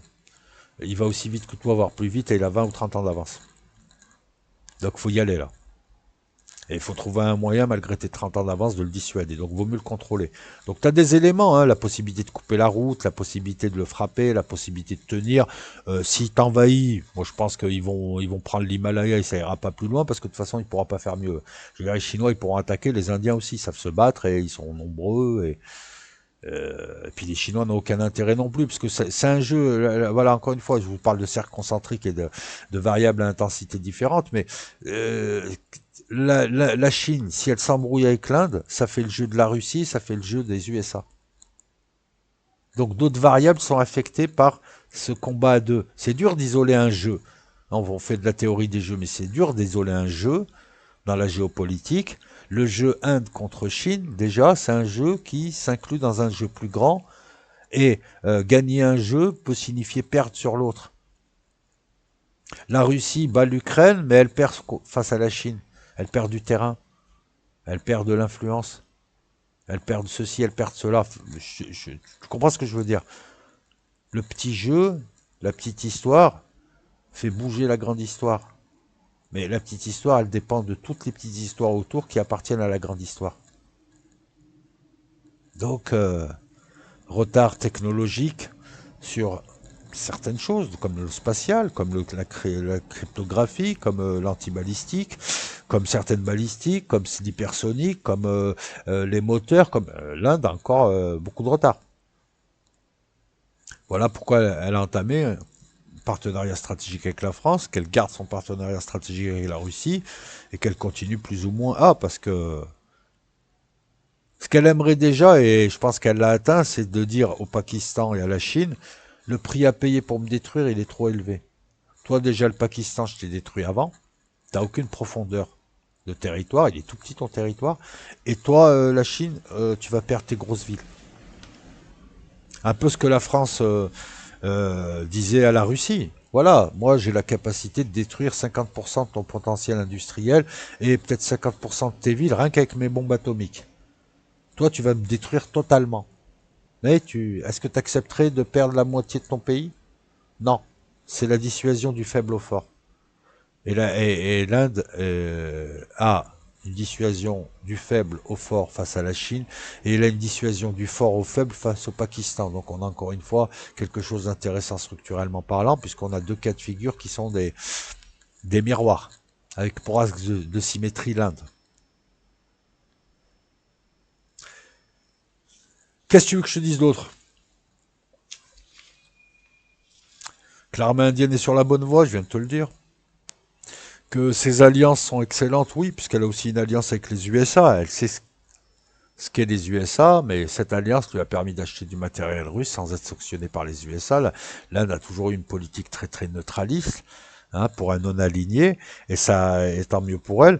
Elle a démarré une histoire qui est déjà longue avec la France, hein, Mirage 2000, depuis le XVIIe siècle, Pondichéry, plus récemment les Mirage 2000, les Jaguars, etc. Un partenariat stratégique, hein, qui arrange aussi la France, qui lui permet l'accès à la Réunion à des bases navales, qui permet des échanges technologiques, qui permet des ventes, qui permet des exercices militaires ensemble, sûrement pour les former à certains matériels, qui permet des coopérations en matière de nucléaire civil. Ah, il faut quand même alimenter en électricité ce gros pays d'1,4 milliard d'habitants, qui permet aux deux de contrôler des deux côtés de l'océan Indien, donc c'est intéressant, c'est pas con, mutualiser ses efforts, en matière d'aérospatiale, en matière d'aéronautique, en matière de recherche et développement, l'un a, l'autre aimerait avoir. Puis la France a besoin de l'Inde, c'est un acteur majeur du Sud global, comme ils disent, c'est un gros. Une alliance avec l'Inde, avec la Malaisie, et c'est des pays de l'Asie aussi du Sud-Ouest. La France a pris un vent. À force de trop failloter, elle a pris un vent. Désolé. Hein. AUKUS, c'est quand même, ça a été quand même un peu une humiliation. C'est dégagé, on veut pas de vous. Vous n'êtes pas anglo-saxons. Allez les Australiens, cassez les contrats, vous achetez rien aux Français. Voilà, en attendant, vous n'aurez pas de sous-marins avant 2040, et puis on parle de prolifération nucléaire, parce que vous n'étiez pas censé avoir du nucléaire, et là vous en avez. Donc la France, elle a quand même beaucoup de possessions. Et elle n'est pas collée à la mer de Chine. La France, elle est plutôt dans ce coin-là. Elle a beaucoup de possessions, elle a beaucoup de territoires qui peuvent servir de point d'appui à des marines, qui peuvent servir de territoire de repli, et puis elle n'a aucun intérêt à faire la guerre avec la Chine, hein. Pour la mer de Chine, elle en a rien à foutre. Non mais c'est vrai, si tu vois que un chef d'État français t'emmène pour te battre contre Taïwan, faut faire un coup d'État, là, j'en ai rien à foutre de Taïwan. La position de la Chine, c'est de pas, la position de la France, c'est de pas rentrer en conflit avec la Chine, pas rentrer en conflit avec personne. Par contre, ton territoire, tu peux le faire valoir. Donc, comme les anglo-saxons t'ont viré, t'ont dit on veut pas de toi, dégage la vieille. La stratégie que développe Macron, qui est une bonne stratégie, c'est de se dire attends, nous on est important là-bas. Les Anglais, tout ça, ils ont rien là-bas. Ils se sont fait virer d'Hong Kong. Nous, on a 4000, des milliers de kilomètres, des milliers d'îles, des milliers de kilomètres de territoire marin. Et on est en retrait, on est entre l'Australie et la Chine. Et vous voulez pas de nous? T'inquiète pas. On va développer avec l'Inde, avec les Philippines, avec la Malaisie, on va développer, nous, nos propres alliances. On a besoin de ces gens pour exister. Ils ont besoin de nous parce qu'on a des choses aussi à leur proposer. C'est donnant-donnant. Ils nous proposent des appuis, des positions, tout un tas de choses, le nombre. Puis ils nous achètent du matos. Nous, on leur propose aussi. Ça permet d'être un troisième acteur qui est détaché. Et puis finalement, votre AUKUS, vous pouvez vous le mettre dans le cul parce que de toute façon, ça va pas marcher. Votre AUKUS qui est en gros de fourguer aux Australiens sur le dos du contribuable américain des sous-marins nucléaires américains à la con. Vous n'arrivez pas à le donner aujourd'hui, hein. Vous avez dit que vous ne donnerez pas de Virginia, et vous allez l'inféoder, mais bon, les Australiens aiment ça. Donc, ça c'est bien. Et l'Inde te dit, bah attends, il y a un autre acteur du Conseil de sécurité qui est là, en plus qui me soutient pour que j'ai un siège au Conseil de sécurité permanent, et l'autre acteur veut développer une politique comme la mienne, c'est-à-dire je rentre pas dans les embrouilles entre Chinois et Américains ou entre Chinois et le reste de l'Asie, moi je parle à tout le monde, et voilà, ça arrange les deux. C'est une super... ce partenariat stratégique avec l'Inde, c'est une excellente idée. Hein, on a une... de temps en temps, tu vois, t'as un truc qui te rappelle le passé, où les gars savaient faire des... Eh ouais, François Ier qui s'allie avec l'Empire ottoman pour éviter de se faire prendre en sandwich par les Habsbourg et voir la France disparaître, des trucs, tu sais, des trucs malins, De Gaulle qui feinte tout le monde et à la fin il finit, il récupère son pays qui devait être dépecé. Voilà, mais ça, enfin, franchement, ça c'est excellent des deux côtés, comme quoi on peut travailler avec l'Inde, ça vaut le coup, hein. Ah, ils ont les moyens, ils ont la puissance, ils ont le poids aussi, hein. Ils sont, Alors, Modi, il aime peut-être pas les musulmans, mais en tout cas, il a pas de problème avec les pays musulmans, Modi. Personne va lui casser les couilles. Ouais, alors qu'il est xénophobe. Il vend à tout le monde, il achète à tout le monde. Il n'y a pas de problème avec lui. Lui, il a compris le truc. Après, voilà. Et puis, il brasse avec des pays qui ne s'ingèrent pas non plus. Donc, là, on a évoqué un petit peu l'armée indienne. On a évoqué sa géopolitique une nouvelle fois. Et on parle là d'immédiateté. 10 ans, 15 ans, 20 ans. Maintenant, à long terme, à 50 ans, l'Inde, avec sa culture, l'Inde, avec sa civilisation, ne peut que devenir un pôle de puissance quand ils auront réglé leurs problèmes et aplani leurs contradictions. À 50 ans, il faut qu'ils visent ce qu'ont visé les Chinois, c'est devenir un pôle de puissance, développer un vrai soft power avec le monde indien mais au-delà, devenir un leader comme la Chine, la Russie et les USA, parce que c'est le quatrième dont on parle jamais. Une fois que tu sors de ça, c'est voilà, développer un truc, devenir, attirer des gens, voilà. Ils travaillent sur ça aussi. Le monde indien, le Népal, le Sri Lanka, le Bangladesh éventuellement. Hein. Après c'est compliqué parce que apparemment les histoires de religion là-bas ça complique tout. Mais l'Inde peut doubler la Russie, peut repousser le Brésil. Elle a de gros atouts. Et puis encore une fois, voilà, régler le problème avec la Chine. Ça passe par un compromis, mais est-ce que les Chinois veulent un compromis? Donc c'est compliqué pour elle. Elle l'a compris. Mais mine de rien, et surtout depuis Modi, que je n'apprécie pas forcément en tant qu'homme, en tout cas on peut dire que le gars, il a quand même apporté beaucoup à son pays. L'Inde, qui... C'est compliqué, hein. Ils ont beaucoup de choses, et en même temps ils sont partis de très loin avec une immense pauvreté. Je veux dire, l'Inde des années 80 et des années 70, c'était la misère totale. C'était juste une puissance parce qu'ils étaient nombreux, mais il y avait rien, quoi. Si, il y avait Bollywood, il y avait des trucs et tout. Alors que derrière, il y avait quand même une élite, des choses, mais on ne voyait que ça et tout. Donc l'Inde, elle a quand même réussi à se mettre en avant. Et puis, comme ils sont très travailleurs, et c'est pas péjoratif et c'est pas un cliché, ça pourra que payer. Et puis ça donnera l'exemple. Donc cette fausse grande puissance qui est une grande puissance moyenne, qui est la quatrième, et là elle veut récupérer son lustre d'antan, elle veut récupérer son rang, elle veut jouer un rôle plus grand, elle a compris que, voilà.